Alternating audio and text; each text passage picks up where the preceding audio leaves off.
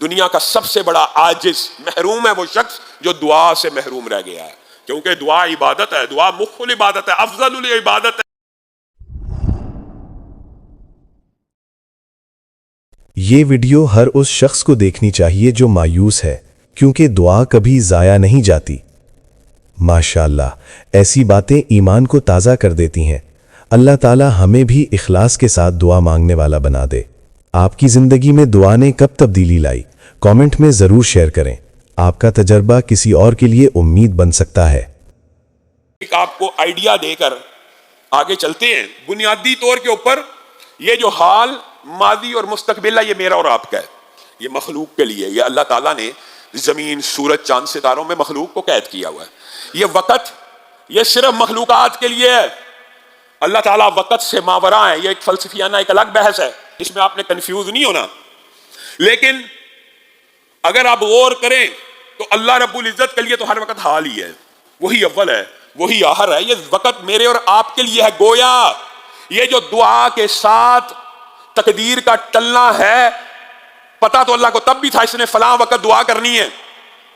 گویا انسان کے اپنے اعمال بھی، محدثین نے کئیوں نے لکھ دیا، انسان کے اپنے اعمال ہی تقدیر بھی لکھنے کا سبب بنتے ہیں کہ اللہ تعالیٰ کو تو پتہ ہے اس نے یہ اعمال کرنے، اللہ نے وہ لکھ دیے۔ اس میں آپ نے کنفیوز نہیں ہونا۔ لیکن آپ کو جو بات سمجھانے کا مطلب ہے وہ یہ ہے کہ جو اللہ رب العزت یوم کتابت تقدیر میں آپ کے لیے مصیبت لکھ چکا ہے، پریشانی لکھ چکا ہے، فرشتہ جب وہ پریشانی دینے آتا ہے تو اللہ رب العزت اس کو کہتے ہیں رک جا، اس بندے نے اتنے بج کے اتنے منٹ پر میرے سے دعا کی تھی کہ میں اس کی مشکلات کو دور کر دوں، لکھی تھی تیری ڈیوٹی اس رجسٹر پہ عمل کرنے کی، لیکن تیرے رب نے اس کی دعا کو قبول کرتے ہوئے اس کی مشکل کو دور کر دیا۔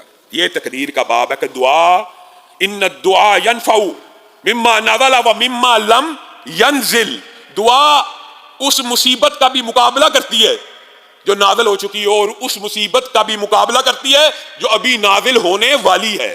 دعا آسمان سے مصیبتیں اترتی ہیں، یہاں سے دعائیں اوپر جاتی ہیں، دونوں آپس میں ٹکراتی ہیں۔ دعا ان مصیبتوں میں بھی فائدہ دیتی ہے جو پہلے سے نازل ہو چکی ہوں، اور ان مصیبتوں میں بھی فائدہ دیتی ہے جو ابھی نازل ہونی ہے۔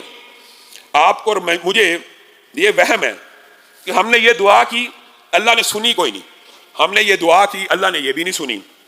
تو اس بارے میں ایک حدیث پاک کا مفہوم سمجھ لیجئے۔ معروف حدیث ہے، رسول اللہ صلی اللہ علیہ وسلم نے ارشاد فرمایا کہ کوئی بھی بندہ، کوئی بھی، یہ آج کے بعد یہ وہم دماغ سے نکال دینا، اور حضرت عمر کا قول ہے، حضرت عمر کا صحابہ کا اجتہاد ہے کہ دعا بعین اس طرح کی عبادت ہے، اس طرح کی فطرت اور قدرت میں لکھی ہوئی چیز ہے۔ کس طرح کی؟ پانی کا گلاس اٹھائیں، پیئیں گے پیاس بجھ جائے گی، روٹی اٹھائیں کھائیں گے بھوک ختم ہو جائے گی، زمین میں دانہ ڈالیں گے، پانی ڈالیں گے، کچھ عرصے کے بعد کومپل پھوٹے گی۔ یہ قدرت ہے، یہ نیچرل ہے، یہ فطرت ہے۔ حضرت عمر نے کہا جس طرح، اور یہ صحابہ کا سب کا عقیدہ تھا، جس طرح پانی پینے سے پیٹ بھرتا ہے اور پیاس جاتی ہے، کھانا کھانے سے پیٹ بھرتا ہے، دانہ ڈالنے سے وہ کومپل پھوٹتی ہے، بعین اسی طرح دعا کرنے سے دعا قبول ہوتی ہے۔ یہ نہیں ہے کہ بندہ یہ سمجھے کہ دعا کی ہے اور قبول نہیں ہوئی۔ دعا کرنے کا نتیجہ فطری قدرتی یہ ہے، اللہ تعالیٰ دعا کی توفیق ہی اسے دیتا ہے، دعا کرنے کی استطاعت ہی اسے فراہم کرتا ہے جس کی قبول کرنی ہوتی ہے۔ جس کی قبول نہیں کرنی وہ پھر تامک کو یہ مارتا رہتا ہے، کبھی کسی حجر کے آگے، کبھی شجر کے آگے، کبھی درخت کے آگے، کبھی قبر کے آگے، کبھی مزار کے آگے، کبھی بندوں کے آگے، کبھی مخلوق کو سجدے۔ جس کی اللہ نے سننی ہے، یہ حدیث کا مفہوم ہے، دنیا کا سب سے بڑا عاجز محروم ہے وہ شخص جو دعا سے محروم رہ گیا ہے، کیونکہ دعا عبادت ہے، دعا مخ العبادت ہے، افضل العبادت ہے، مومن کا ہتھیار ہے، ہتھیار ہے۔ یہ کیسا ہتھیار ہے جو چلتا نہیں؟ رسول اللہ صلی اللہ علیہ وسلم کے فرامین ایسے ہی ہیں